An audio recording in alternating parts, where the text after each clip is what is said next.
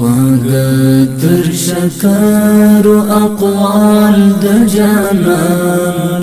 خواږه شکر اقوال د جانان دا زکه چې یم مینوال د جانان په ما داسې لګي سم لکه مرهم سیرت حکایت د جناب محترم په ما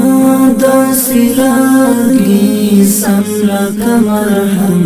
سیرت حکایت د جناب محترم یا رب مکړي کلیوال د جانان یا رب مکړي کلیوال د جانان دا زکه چې یم مینوال د جانان خواږه شکر اقوال د جانان خواږه شکر اقوال د جانان دا زکه چې یم مینوال د جانان الله کړه پیدا د دنیا ما فيها پروي د احمد محمد مجتبى الله کړه پیدا د دنیا ما فيها پروي د احمد محمد مجتبى بل نشت خایس کی مثال د جانان بل نشت خایس کی مثال د جانان دا زکه چې یم مینوال د جانان خواږه شکر اقوال د جانان خواږه شکر اقوال د جانان دا زکه چې یم مینوال د جانان د جهل تیارو ته راوړو رڼا قرآن پر نازل کړه الله تعالی د جهل تیارو ته راوړو رڼا قرآن پر نازل کړه الله تعالی قرآن پر نازل کړه الله تعالی خواږه شکر اقوال د جانان خواږه شکر اقوال د جانان دا زکه چې یم مینوال د جانان د جهل تیارو ته راوړو رڼا قرآن پر نازل کړه الله تعالی د جهل تیارو ته راوړو رڼا قرآن پر نازل کړه الله تعالی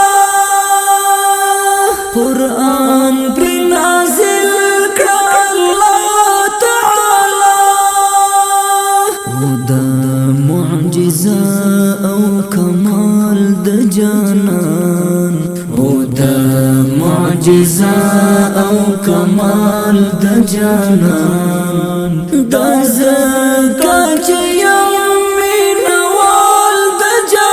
جانان خواږه شکر اقوال د جانان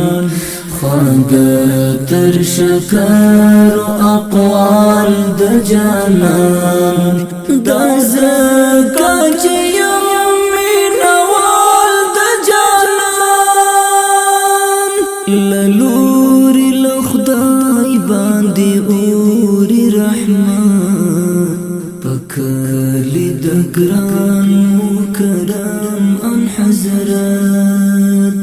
للور لخدای باندې اور رحمت پکلی د ګران مکرم ان حضرت نصیب میکړي خدایا وصال د جانان نصیب میکړي خدایا وصال د جانان دا زکا چې یم مینوال د جانان خواږه تر شکر اقوال د جانان خواږه تر شکر اقوال د جانان دا زکا چې یم مینوال د جانان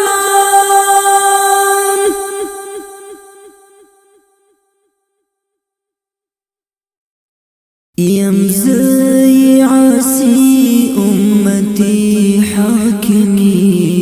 د ګران پیغمبر عربی قریشی یم زی عاصی امتی حاکمی د ګران پیغمبر عربی قریشی قائم زیاد حدیث دی په حال د جانان قائم زیاد حدیث دی په حال د جانان دا زکا چې یم مینوال د جانان خواږه تر شکر اقوال د جانان خواږه تر شکر اقوال د جانان دا زکا چې